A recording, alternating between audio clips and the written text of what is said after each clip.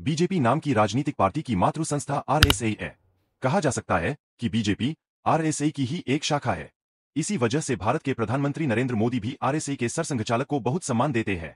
वर्तमान सरसंघचालक मोहन भागवत ने हाल ही में एक बयान दिया कि पाक अधिकृत कश्मीर भारत के घर का एक कमरा है, जिसे कुछ अजनबी लोगों ने कब्जा कर रखा है। अब समय आ गया है कि हम उसे वापस लें। यानी मोहन भागवत ने साफ कहा है कि अब पीओके को पाकिस्तान से वापस लेने का समय आ गया है। सामान्य तौर पर मोहन भागवत इस तरह के बयान बहुत सोच समझकर ही देते हैं। जब भी वे कुछ कहते हैं तो उसका संबंध किसी न किसी समकालीन राजनीतिक या रणनीतिक परिस्थिति से होता ही है।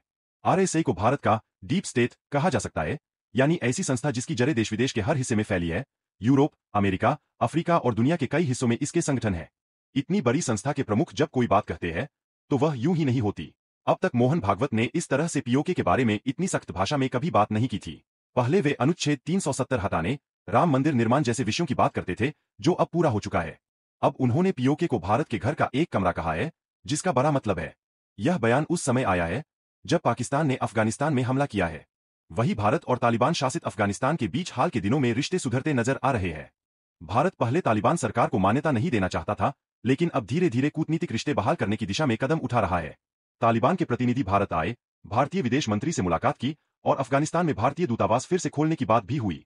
इस पृष्ठभूमि में पाकिस्तान और अफगानिस्तान के बीच का संघर्ष नया नहीं है, यह बहुत पुराना है। इन दोनों देशों के बीच की सीमा ब्रिटिश काल में 1893 में तय हुई थी, जब ब्रिटिश भारत के अधिकारी ड्यूरंड और अफगान अमीर अब्दुल रहमान खान ने ड्यूरंड रेखा पर समझौता किया था।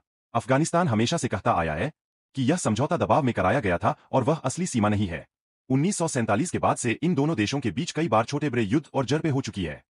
अफगानिस्तान का दावा है कि आज के पाकिस्तान के कुछ हिस्से ऐतिहासिक रूप से उसके हैं, खासकर खैबर पख्तूनख्वा और बलूचिस्तान के इलाके। तालिबान के सत्ता में आने के बाद से ये सीमा संघर्ष फिर तेज हुए हैं। इसी बीच सोशल मीडिया पर कई अफगान और तालिबान समर्थक कहने लगे हैं, अगर भारत और अफगानिस्तान एक साथ हों तो पाकिस्तान को खत्म किया जा सकता है। भारत और अफगानिस्तान के बीच लोगों का रिश्ता हमेशा अच्छा रहा है। दोनों देशों के बीच कोई सीमा विवाद या ऐतिहासिक दुश्मनी नहीं है। अफगानिस्तान के लोग भारत के प्रति सम्मान रखते हैं, यहाँ इलाज के लिए आते हैं और सहयोग चाहते हैं। भारत ने भी हमेशा अफगानिस्तान की मदद की है। अब जब भारत अफगानिस्तान के साथ मिलकर सहयोग बढ़ा रहा है तो यह दिलचस्प स्थिति है।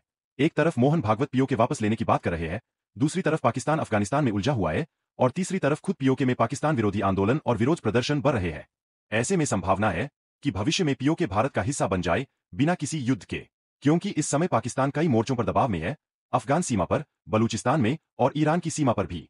अगर अफगानिस्तान के साथ उसका बड़ा संघर्ष हो जाता है तो पीओके की जनता खुद पाकिस्तान से अलग होकर स्वतंत्रता की घोषणा कर सकती है और बाद में भारत के साथ जुड़ सकती है।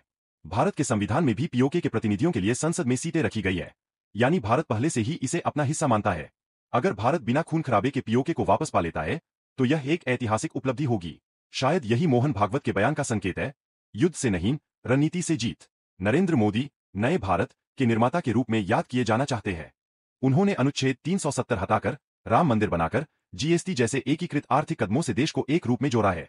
अगर वे पीओके को भी वापस लाते हैं तो वे अपने राजनीतिक जीवन का सबसे बड़ा मिशन पूरा करेंगे।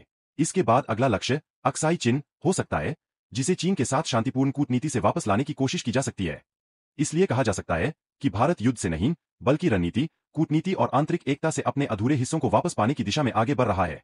संक्षेप में, मोहन भागवत का बयान सिर्फ एक भावनात्मक नारा नहीं, बल्कि एक रणनीतिक संकेत है। अब समय आ गया है पीओके को भारत में शामिल करने का, लेकिन बिना युद्ध के, बुद्धिमानी से।